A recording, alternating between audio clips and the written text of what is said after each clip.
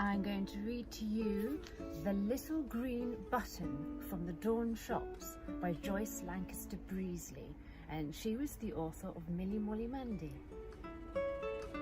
Once upon a time there was an old man who lived in a tiny little cottage beside a wood. It really was a tiny little cottage, just one tiny little room downstairs, which was kitchen and dining room and sitting room all in one, with a little rickety ladder in the corner leading up to a tiny little bedroom above. That is where the old man lived, and all day when it was fine he worked in the wood, cutting logs for his fire and gathering berries and wild herbs for his cook pot. And though the wood was very big and seemed as if it might be hiding many a strange sort of creature, the old man was very happy and contented. One fine day, the old man was sweeping the fallen leaves from the front of his little cottage when his broom sent something rolling down the path, something small and hard and round. It ran clickety-click all the way down the path, and the old man ran after it. And when he picked it up, what do you think it was? A little shiny round green button. Said the old man, stroking his beard thoughtfully as he looked at the button. Now, who's been wandering in my wood and walking around my house, I wonder? It wasn't the kind of button he ever wore, and it wasn't the kind of button he had seen any man or woman or child ever wear. Yet it looked so shiny and new that he knew it couldn't have been lying on the path for long. Well, said the man, that's queer. However, I've just lost a button from my shirt. This will come in useful. So he went in and sewed the little shiny green button onto his shirt, and then he had his supper and went up to bed.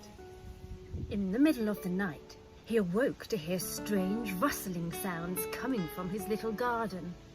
So he hopped out of bed and peeped out of his little casement window.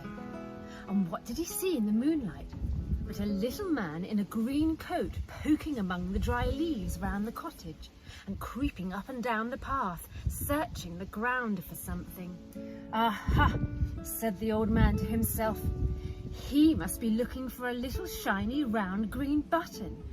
But he won't find it because it's sewn on my shirt. It must be a valuable button, or he wouldn't trouble to look so carefully at this time of night.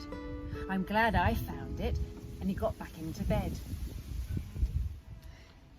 The next day, the old man was just sitting down to his breakfast of brown bread and stewed mushrooms when he heard a tap on the door. And when he went to answer it, there stood a little man in a green coat. Old man, said the little green man, have you seen a button anywhere about here?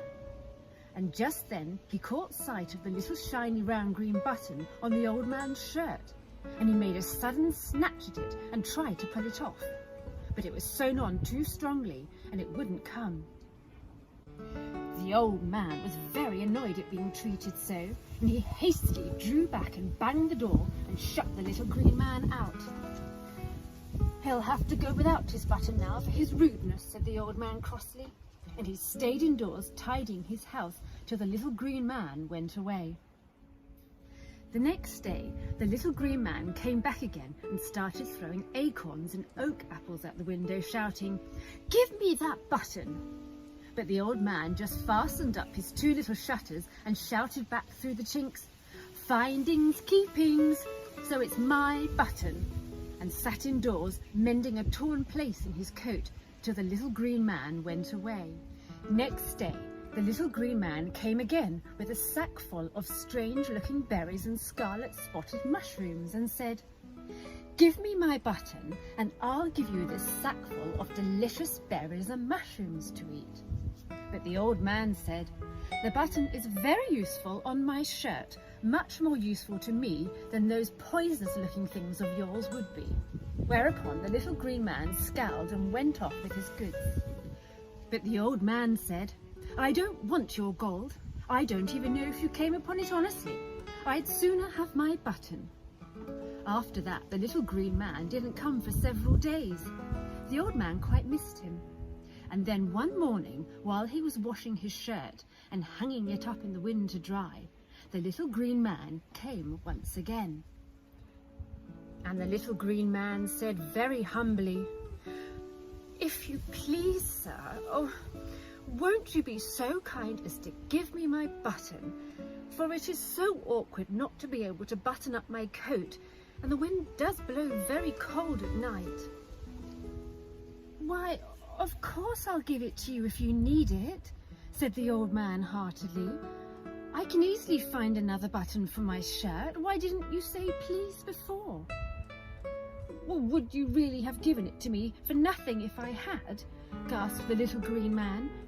"Of course I would," replied the old man, cutting the little shiny round green button from his shirt with his clasp knife. "Well now," said the little green man, "how silly, I was never to have thought of that." And the little green man took his button thankfully and was never seen again. But ever after that, every full moon in autumn, the old man found a ring of delicious mushrooms, the really good for eating kind, growing all ready for his cook-pot on the patch of grass outside his little door. And always, as he picked them, the old man said aloud, "Thank you, my little green man, thank you."